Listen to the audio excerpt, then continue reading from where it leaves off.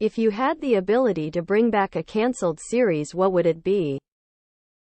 I want TLC and the History Channel to go back to being about learning and history. There was this show called Awake.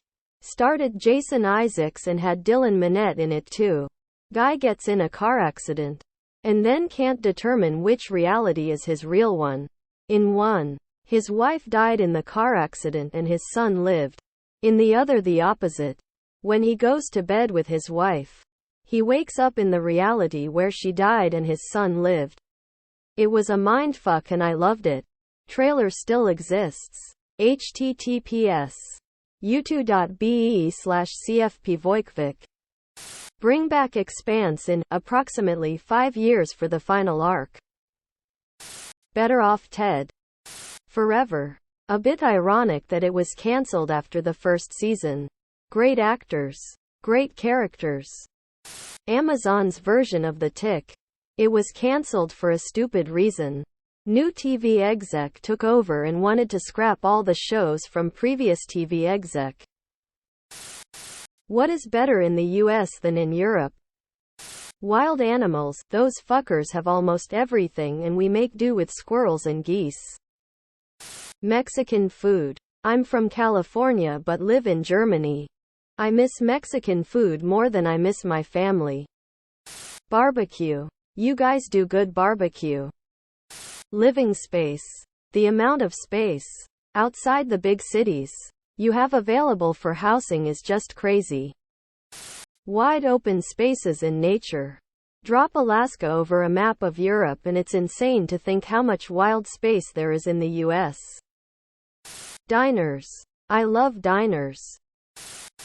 What's something extremely popular but you just can't give a fuck about it? Gender reveal parties. Celebrities. I just don't get the hype. They're rich people just living life.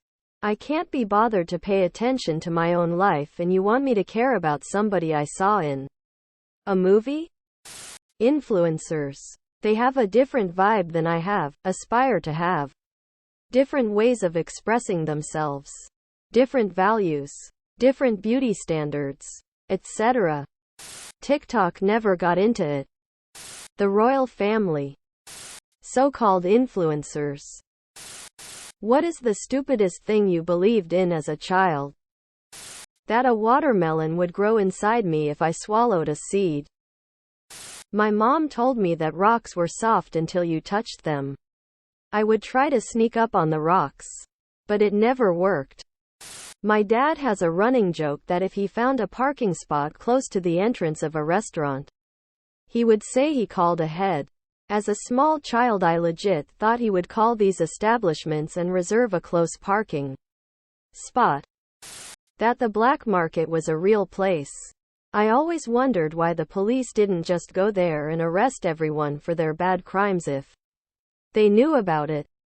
It's stupid, but sort of sweet. I used to believe that my older sister painted the sky since she was so good at painting. I thought an oncologist was the doctor who was on call. What is your I was there moment in internet history? When my dad opened up Netscape for the first time around 1995. Twitter revealing the death of bin Laden before the news did. I remember when YouTube was launched and therefore was able to enjoy it without ads for about 10-ish years. Had to get off the internet so my mom could use the phone or vice versa. When Flappy Bird became huge and everyone was playing it and then it was apparently getting taken off the App Store so anybody with it still on their phone was selling the phone for ungodly amount of money. LimeWire. Dig tilde tilde 2.0 tilde tilde v4 and the reason I migrated to Reddit. I will leave Reddit if they ever retire old.reddit.com. And then promptly come back because where else would I realistically go?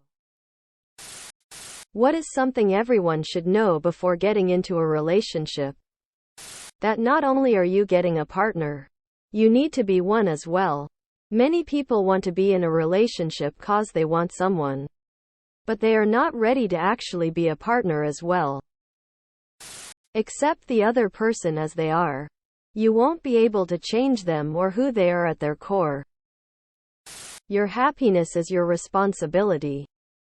If you're pretending to be someone you aren't to get in the relationship, it's not going to work. You need 4 things for a relationship. And I'm talking romantic, platonic, familial, honesty, respect, trust, love. If one of those is missing, then walk away. Communication. If you're not communicating, then you're never going to be on the same page about anything. Fights will never end. Problems will keep festering and come back to bite the both of you, etc.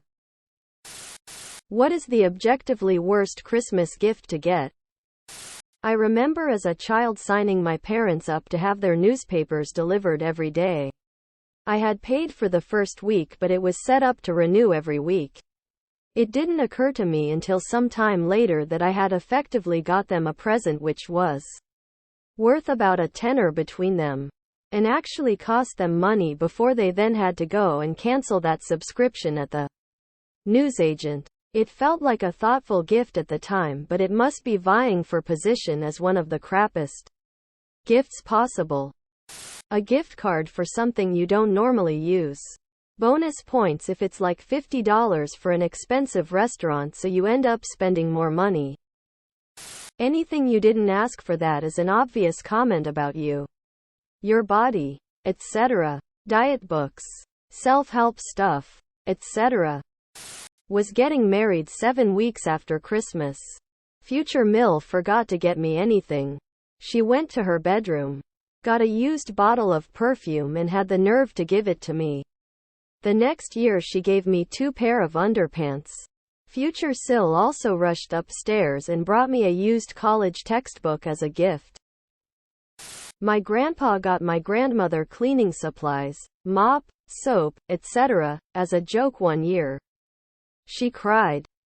My Mill, whom I love very, very much, once wrote me an absolute roast of a poem. She told me afterwards that when she was writing it, it sounded fun and playful in her head, but as soon as I started reading it out loud, she knew she'd made a horrible mistake. I know she honestly didn't mean any harm, but yeah. I would say a rhyming list of someone's worst qualities is a pretty shit gift, lol. Subscribe, my brothers.